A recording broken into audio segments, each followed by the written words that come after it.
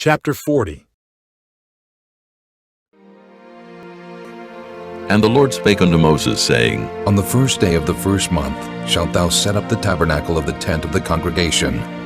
And thou shalt put therein the ark of the testimony, and cover the ark with the veil.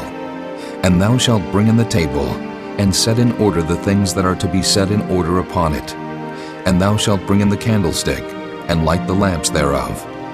And thou shalt set the altar of gold for the incense before the ark of the testimony, and put the hanging of the door to the tabernacle. And thou shalt set the altar of the burnt offering before the door of the tabernacle of the tent of the congregation. And thou shalt set the laver between the tent of the congregation and the altar, and shalt put water therein. And thou shalt set up the court round about, and hang up the hanging at the court gate. And thou shalt take the anointing oil, and anoint the tabernacle, and all that is therein, and shalt hallow it, and all the vessels thereof, and it shall be holy. And thou shalt anoint the altar of the burnt offering, and all his vessels, and sanctify the altar, and it shall be an altar most holy.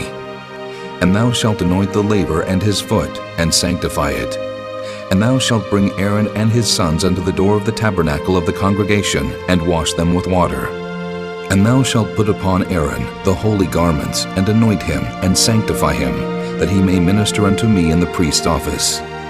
And thou shalt bring his sons, and clothe them with coats.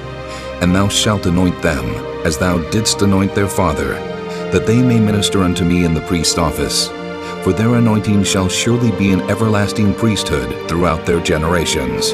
Thus did Moses, according to all that the Lord commanded him, so did he. And it came to pass in the first month, in the second year, on the first day of the month, that the tabernacle was reared up.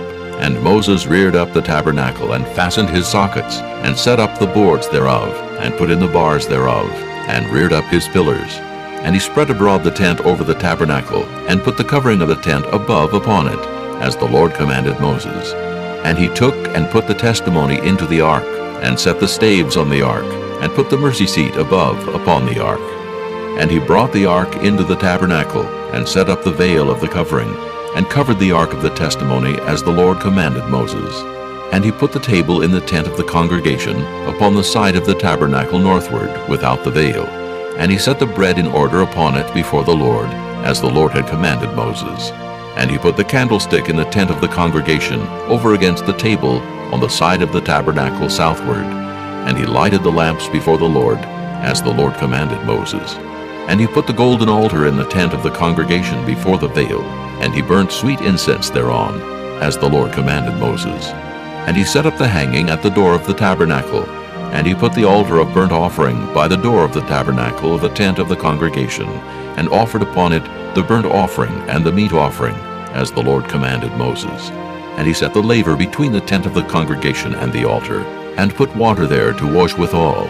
And Moses and Aaron and his sons washed their hands and their feet thereat. When they went into the tent of the congregation, and when they came near unto the altar, they washed as the Lord commanded Moses. And he reared up the court round about the tabernacle and the altar, and set up the hanging of the court gate. So Moses finished the work. Then a cloud covered the tent of the congregation, and the glory of the Lord filled the tabernacle. And Moses was not able to enter into the tent of the congregation, because the cloud abode thereon, and the glory of the Lord filled the tabernacle. And when the cloud was taken up from over the tabernacle, the children of Israel went onward in all their journeys. But if the cloud were not taken up, then they journeyed not till the day that it was taken up.